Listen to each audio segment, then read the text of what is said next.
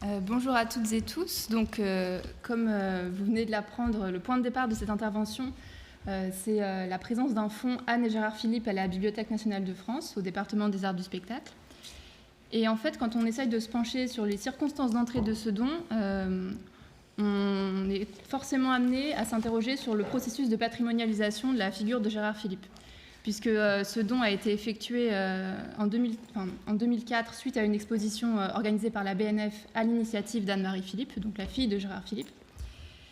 Et donc ça nous amène cette exposition, cette entrée de fonds d'archives nous amène à nous interroger sur le rôle que la BNF a joué dans la patrimonialisation de Gérard Philipe. On pourra se demander aussi comment ce rôle s'est articulé avec les impulsions et les motivations de la famille Philipe, notamment sa fille aînée Anne-Marie.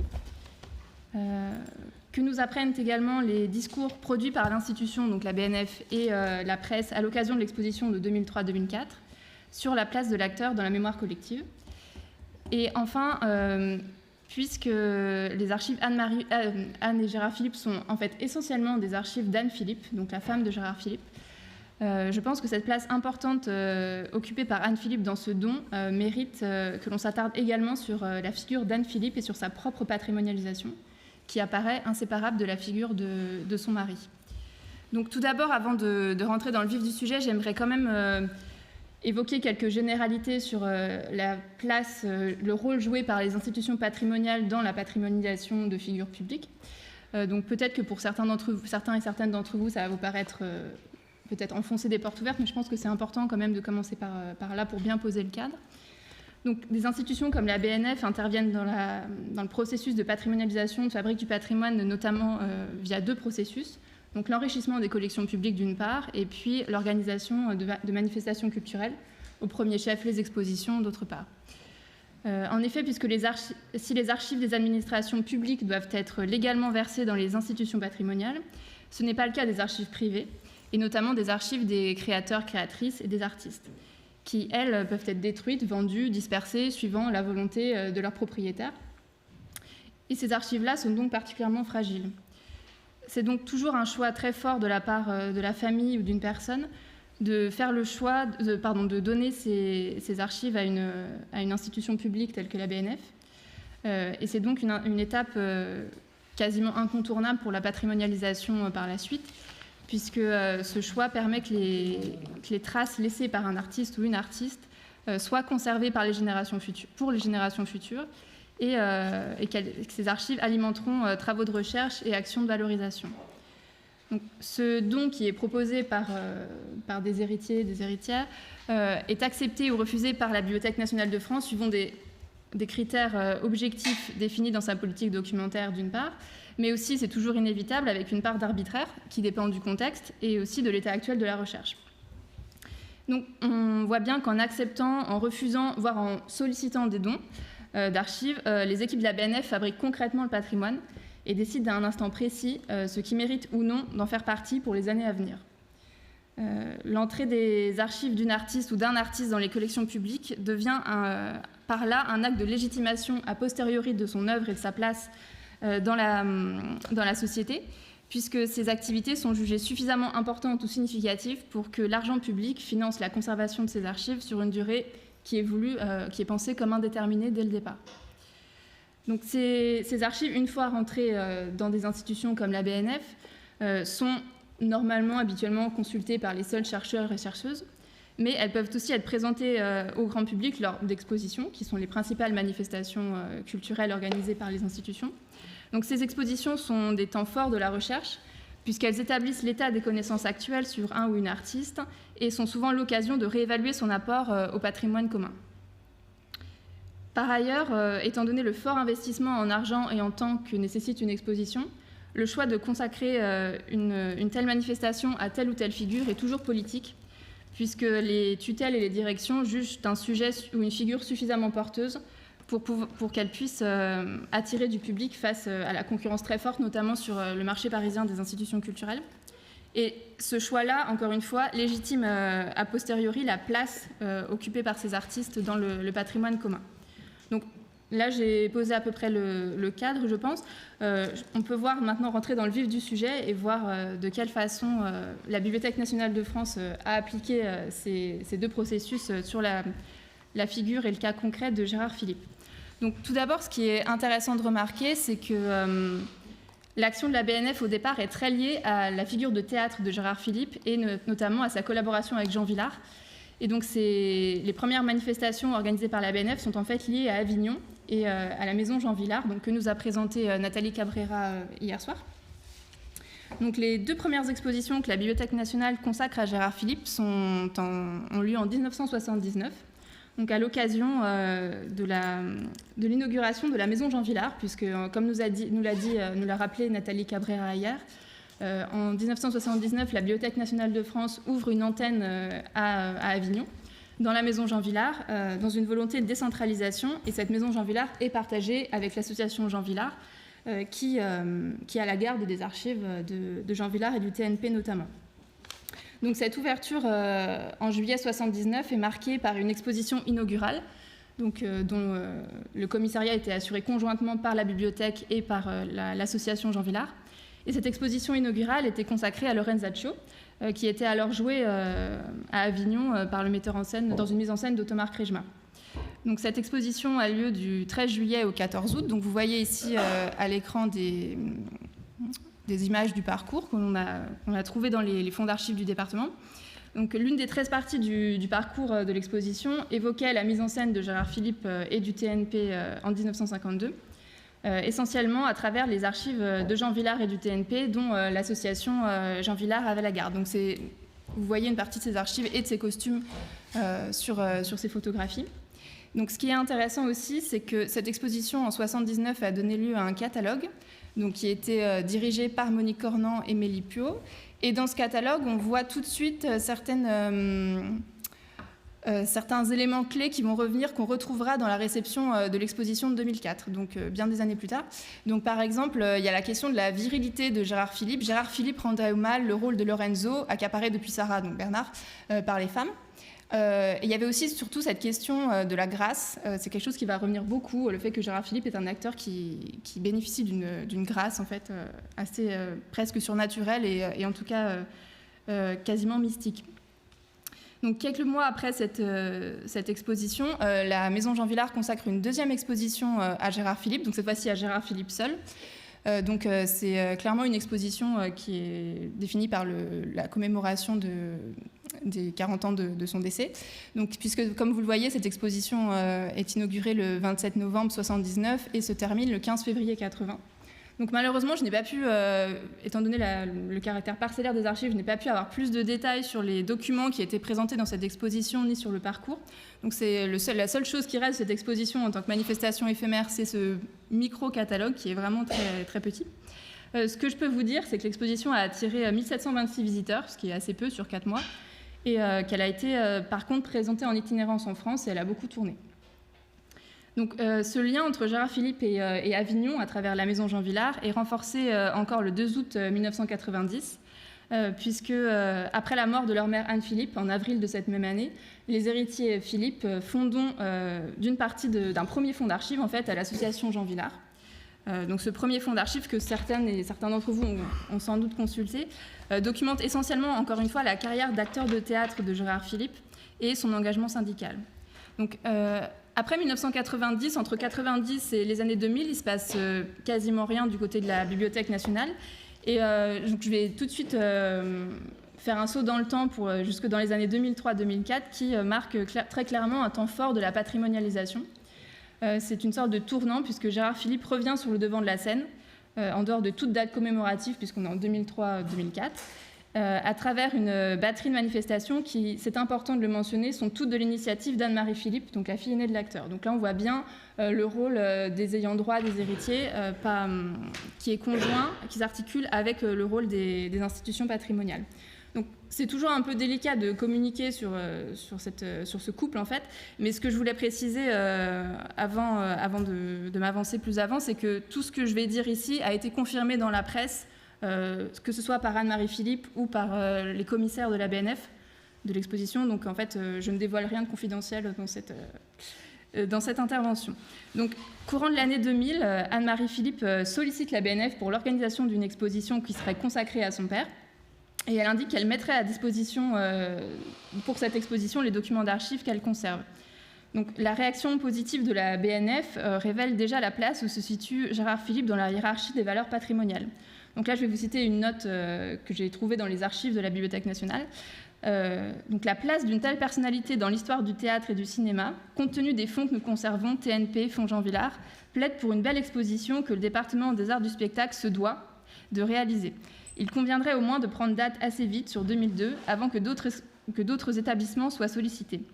Donc on voit bien ici, à travers cette citation, que compte tenu de l'importance de la figure de Gérard Philippe dans la mémoire collective, cette proposition est en fait une opportunité pour la BNF qui, comme le révèle le verbe, la BNF se doit de ne pas laisser passer cette opportunité. Par ailleurs, une autre note conservée un peu plus loin dans le dossier évoque le très grand public que cette exposition attirait. Donc on est toujours dans cette volonté d'attirer le plus grand nombre de publics sur le marché parisien qui est quand même assez concurrentiel. Donc cette exposition ouvre dans la galerie Mazarine de Richelieu le 8 octobre 2003 et elle ferme le 25 janvier 2004. Son commissariat est assuré par la conservatrice Noël Giré, mais il y a quand même une implication assez forte d'Anne-Marie Philippe dans la conception et notamment elle suit beaucoup le projet. Donc, ce qui est important de mentionner, c'est que cette exposition est la première exposition parisienne consacrée à Gérard Philippe. Il n'y en a pas eu avant. Et je pense que c'est la dernière, depuis 2004. Et comme je le disais tout à l'heure, contrairement à beaucoup d'expositions, elle n'est liée à aucune date anniversaire et s'extrait donc d'une volonté commémorative. C'est un point sur lequel la commissaire et Anne-Marie Philippe insistent beaucoup. Donc, dans ses déclarations à la presse, Anne-Marie Philippe affirme avoir voulu que se détache le côté humain de Gérard Philippe et son engagement politique. Donc, l'exposition est intitulée, selon cette volonté, « Un acteur dans son temps, Gérard Philippe », et elle place l'engagement politique de Philippe au centre du parcours, les pièces et films étant évoqués autour de ce point central. Donc, vous voyez que là, c'est un schéma du parcours scénographique. Donc, vous voyez que l'engagement de Philippe, voyage à l'étranger, engagement dans le mouvement pour la paix, syndicat français des acteurs, est au centre, et que toutes ces pièces et films sont présentés autour de cet îlot central. Donc le parcours se fait ici le reflet de la volonté initiale d'Anne-Marie Philippe. Donc les documents de communication de la BNF affirment en outre avoir voulu mettre en relief la personnalité de l'acteur et son humanité à l'opposé du mythe. Donc ici, vous voyez, je vais vous citer quelques bribes trouvées dans les documents de communication de la bibliothèque. Derrière cette profusion d'images figées se cache une personnalité volontaire et audacieuse, prompte à se dégager des archétypes. Aujourd'hui, la star mythique de l'écran et l'homme engagé, passionné par les planches et le public, ont laissé place à une image lumineuse mais sans relief. Sous-entendu, cette exposition va donner un peu de chair à cette image un peu figée. Et encore ici, vous voyez en gros plan, derrière l'emblème du jeune héros romantique et du jeune premier, la vérité d'un comédien inquiet, généreux, préoccupé du statut des acteurs et qui voulait simplement être un homme. Donc, il n'est pas question ici de remettre en cause la qualité ou l'objectivité scientifique de cette exposition, puisque son catalogue est encore aujourd'hui un ouvrage de référence sur l'acteur. Cependant, moi, je ne peux pas m'empêcher de noter que la communication qui a été faite par la BNF autour de l'événement véhicule une image exemplaire et presque hagiographique de l'acteur. Donc là, je vous ai quand même mis cette citation en entier, mais je vais vous la relire. Foudroyé en plein vol, consacré et par le plus grand public et par les intellectuels, ayant fait le bon choix du TNP sans pour autant renoncer au théâtre, engagé sur tous les fronts, bon mari et bon père, alors ça c'est quand même assez extraordinaire, aussi muet sur sa vie privée que loquace sur son travail et ses combats, adulé par les foules, du pôle Nord à la place Tiananmen, Gérard Philippe est la star par excellence. Alors ça c'est la dépliante présentation de l'exposition. Et en fait, ce qui est assez remarquable, c'est que même dans les notes internes de la BNF, les échecs et mauvais choix artistiques de Philippe sont atténués. Donc, je vous cite une note interne de Noël Giré.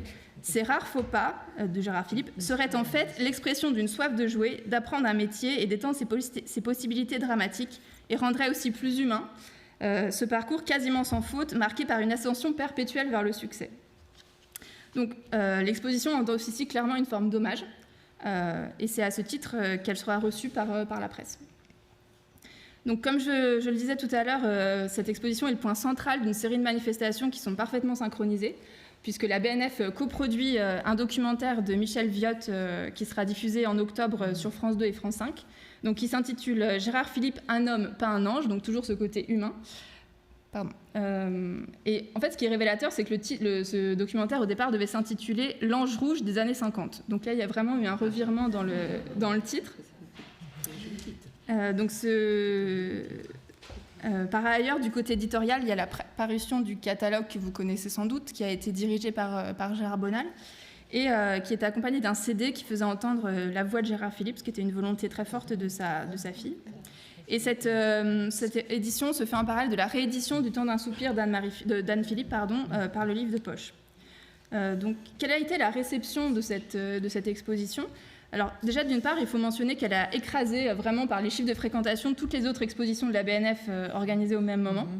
Donc sur 4 mois, elle comptabilise 34 672 visiteurs, ce qui est assez important. Et à titre de comparaison, au même moment, le département des ASP organisait une exposition sur l'actrice Edwige Feuillard, qui avait aussi joué avec Gérard Philippe. Et cette exposition a totalisé 5 238 visiteurs sur la même durée. Donc on n'est pas du tout sur le même ordre de grandeur. Par ailleurs, l'exposition fait l'objet d'une couverture de presse très impressionnante, que ce soit à la télévision, à la radio ou dans la presse écrite. Elle est très bien reçue, même si en fait on parle très peu de l'exposition en elle-même, on parle plutôt de la figure de Gérard Philippe. Et donc à ce titre, cette couverture presse est plus intéressante sur la place occupée par l'acteur dans la mémoire collective, qui a été réactualisée par l'exposition. Et donc on peut se demander si l'exposition est parvenue à modifier fondamentalement la perception que la presse et le grand public avaient de l'acteur. Donc, les éléments de langage de la BNF se retrouvent globalement dans la presse, puisqu'on parle d'une exposition intimiste et chaleureuse qui finit par faire oublier l'homme pour s'attacher au mythe. L'inverse, qui finit par faire oublier le mythe pour s'attacher à l'homme. Mais comme on le voit sur ces titres que je vous ai, les titres de la couverture presse, en fait, le mythe a la vie dure, et les journalistes ne peuvent pas s'empêcher de faire la part belle aux superlatifs qui arrachent Philippe littéralement à l'humanité commune. On parle d'un comédien mythique, un archange du théâtre. Alors même l'humanité parle d'un prince militant, c'est quand même très drôle. Gérard Philippe, un mythe, le prince est de retour. Et donc en dépit du propos de l'exposition qui souhaitait faire apparaître un acteur studieux, et je cite le travailleur méthodique et acharné qui était Gérard Philippe, ce que tendrait à confirmer ces notes de travail qu'on a retrouvées dans le fonds d'archives. En fait, l'image d'un acteur touché par la grâce et un talent inhumain qu'on avait déjà vu dans le catalogue de 1979 persiste. Et donc, cette opposition entre grâce et travail qu'on trouvait déjà dans l'hommage de Jean Vilar à Gérard Philippe, donc, que je vous ai mis ici, c'était un travailleur acharné, mais en même temps, il avait des dons qui étaient ceux de la grâce. Et donc, cette opposition se retrouve donc encore en 2003-2004 dans la couverture presse. Et j'ai relevé encore 2 autres oppositions. Donc la première, c'est celle entre l'acteur de théâtre surdoué et qui a été consacré par son bon choix de travailler au TNP avec Vilar, et qui contrasterait en fait avec ses prestations et choix cinématographiques de mauvaise qualité. Et c'est quelque chose qui se retrouve dans les journaux, quelle que soit leur tendance politique.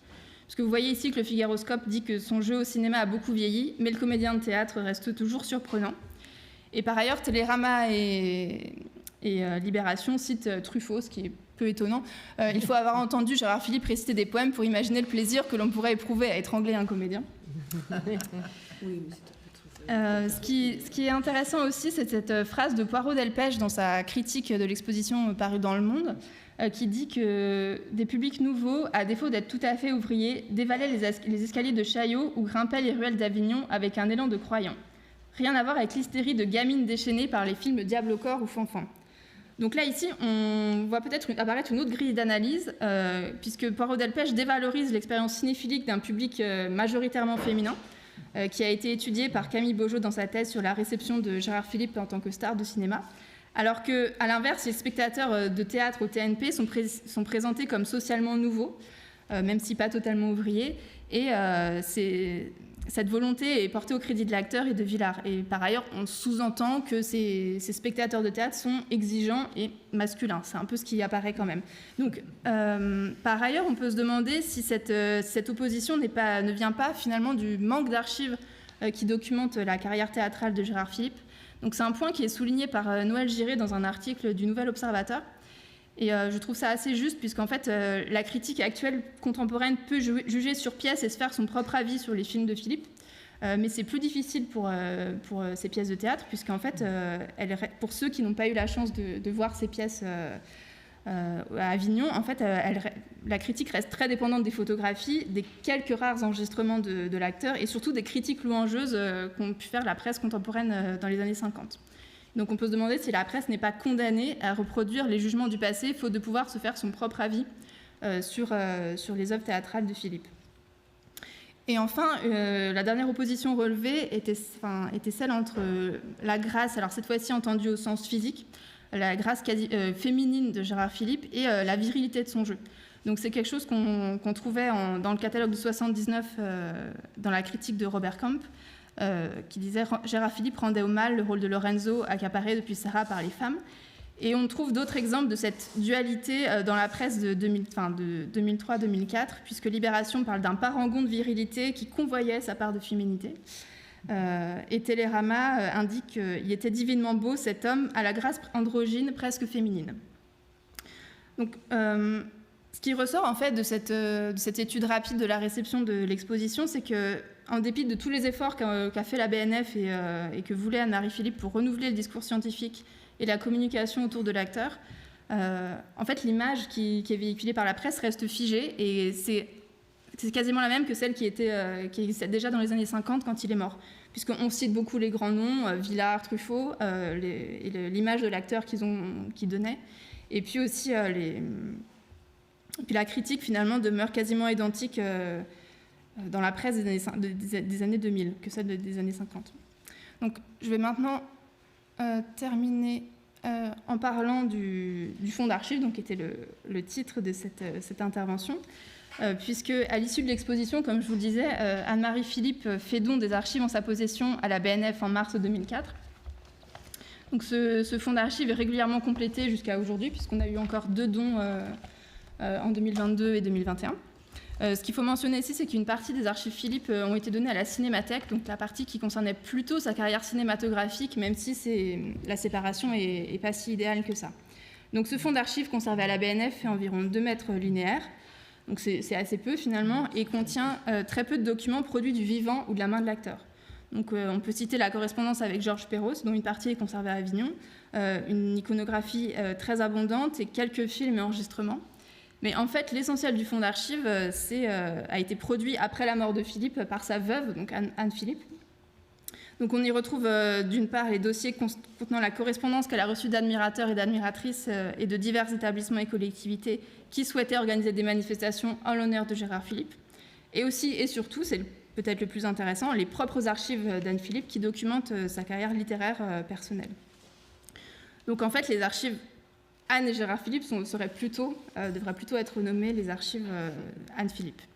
Donc cet état de fait nous amène à nous pencher un peu plus précisément sur Anne Philippe et notamment sur le début de sa carrière littéraire, qui est inséparable en fait de la mémoire et de la patrimonialisation de son mari, puisqu'en fait au départ elle est ethnologue de formation et elle se lance dans la littérature après 1950. Donc son premier ouvrage, c'est l'ouvrage que vous connaissez, donc le recueil de témoignages Gérard Philippe, Souvenirs et témoignages, qui a été publié avec Claude Roy en 1960 et qui est avant tout une volonté de reprendre la main sur la mémoire de son mari face aux diffamations de la presse à scandale, notamment François. Et ce qu'on remarque, c'est qu'Anne Philippe est très discrète, puisqu'elle ne signe même pas la préface qui est signée par Claude Roy. Cependant, le livre suivant d'Anne Philippe, qui s'appelle « Le temps d'un soupir », qui paraît quelques années plus tard, en novembre 1963, répond à des motivations tout à fait différentes. Donc Anne Philippe ne cite jamais le nom de son mari et affirme avoir souhaité, je cite, « écrire un livre qui part d'un cas personnel mais le dépasse pour tenter d'atteindre un sentiment plus universel ». Donc en fait, son livre se veut une méditation sur la mort et le deuil. Elle interdit dans le contrat qu'on retrouve dans les archives Philippe, son contrat avec Julliard, que l'éditeur se serve du nom de Gérard Philippe pour faire la publicité de l'ouvrage, mais la publicité que fait Julliard est cependant très ambiguë, puisque le livre est classé par l'éditeur dans la catégorie témoignage et pas roman, et que par ailleurs le communiqué de presse commence avec la phrase suivante « Anne Philippe est la femme de Gérard Philippe ». Et par ailleurs, personne ne s'y trompe en fait, puisque l'ouvrage est reçu par la presse comme un témoignage des derniers instants de Gérard Philipe, écrit par sa veuve. Donc, ce qui est intéressant, c'est que la dimension littéraire de l'ouvrage est âprement débattue. Est-ce que c'est de la littérature? Est-ce que c'est un témoignage? Est-ce que c'est un ouvrage autobiographique? Donc, je vous ai mis ici quelques citations tirées de la réception du livre. Donc, par exemple, Edgar Schindler, dans l'Intransigeant, est assez tranchant. Ce qu'elle persiste à appeler un roman n'est autre qu'une plaquette à la mémoire d'un grand acteur disparu. Son intérêt vient d'abord du fait que c'est sa veuve qui l'a signé. Plus qu'une œuvre littéraire, c'est un extrait de journal intime que Madame Philippe nous propose. Donc, plus mesuré, Robert Canters, dans la Revue de Paris, dit en substance à peu près la même chose. Ce n'est pas un roman, c'est un simple témoignage. Madame Philippe ne fera pas une carrière littéraire, dira-t-on pour diminuer le livre. Mais est-ce vraiment important? Non, ce n'est pas de la littérature, heureusement. Alors, n'en déplaise à ces critiques, le livre est en fait un véritable succès en France, puisqu'en septembre 64, donc à peine un an après la parution, il est tiré à 235 000 exemplaires. Et que Moussinac, donc, qui est à l'époque président du Comité national des écrivains, remercie Anne Philippe pour sa participation à la vente du Séné et lui écrit le 18 février 1964 « Grâce à vous, nous avons atteint le chiffre record de nos ventes ». Donc en fait, il ne fait aucun doute que le public a bien perçu cet ouvrage comme un témoignage des derniers instants de Philippe et qu'en fait, ce sujet public extrêmement massif est largement dû au fait qu'Anne Philippe était la femme de Gérard Philippe et qu'elle racontait les derniers instants de son mari dans ce livre. Donc ce livre est traduit en anglais en 1964, donc très tôt. Mais ici, ce qui est intéressant, c'est de voir que le rapport de force s'inverse, puisque Gérard Philippe est à l'époque très peu connu dans le monde anglo-saxon, et que la presse ne parle plus d'Anne Philippe comme la veuve de Gérard, puisque Gérard est quasiment inconnu, mais parle de Gérard comme le mari d'Anne, ce qui nous étonne un peu en France, puisque Anne est l'autrice d'un best-seller en France, et donc est à ce titre plus connue que son mari. Ce qui est intéressant de voir, c'est que le contrat qui a été signé avec Julliard prévoyait que l'éditeur aurait un droit de préférence sur les prochains ouvrages en prose d'Anne Philippe. Donc ça semble sous-entendre que déjà Anne Philippe voulait poursuivre sa carrière littéraire indépendamment du tirage et du succès de ses ouvrages. Alors j'ai trouvé une lettre aussi, alors je ne sais pas si c'est Claude Roy qui l'a signée, puisque la lettre est signée Claude, mais étant donné la formulation, j'ai l'impression que ce serait plutôt son agente, en fait, l'agente littéraire d'Anne Philippe qui l'aurait signée. Donc il l'encourage après le succès du Temps d'un soupir et qui lui dit « Je crois que vous pouvez vous mettre la conscience tranquille à une nouvelle œuvre. Il est impossible que nous nous soyons tous trompés sur la valeur de celle-là. » Donc, par la suite, Anne Philippe publiera 7 autres romans, dont les manuscrits sont aujourd'hui tous conservés à la BNF. Donc, pourquoi je vous ai dit ça, c'est pour montrer que le nom de Philippe, qui est pas le sien, puisqu'en fait, Anne Philippe s'appelle Nicole Navot, c'est Gérard Philippe qui lui a fait changer à la fois son prénom et son nom.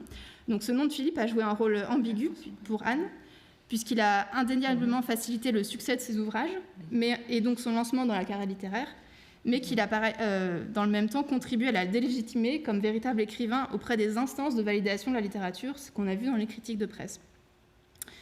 Et aujourd'hui, elle est considérée comme une écrivaine mineure, et donc de la même façon, elle n'avait que peu de chance de voir ses manuscrits entrer dans les collections de la BNF avec son nom propre, en fait, et son œuvre autonome. Et donc, en fait, les archives qui ont été données par sa fille en 2004 ont agi comme une sorte de cheval de Troie, puisqu'elles portaient le nom prestigieux de Gérard Philippe, et c'est à ce titre qu'elles ont été acceptées avec empressement par la BNF, comme on l'a vu. Et en fait, il s'est avéré qu'elle recelaient en majorité les archives de création de sa femme, donc Anne Philippe. Et on peut douter que ces archives, si elles avaient été proposées seules, n'auraient pas reçu le même accueil. Donc en fait, on peut en conclure qu'Anne Philippe s'est vue patrimonialisée par ricochet, et que maintenant ces archives sont, comme je vous le disais, l'entrée de ces archives à la BNF a légitimé a posteriori son œuvre, même si la BNF n'était pas forcément motrice sur ce sujet. Et donc je conclurai en disant que maintenant que ces archives sont là, elles n'attendent que les chercheurs et les chercheuses. Et voilà, je vous remercie.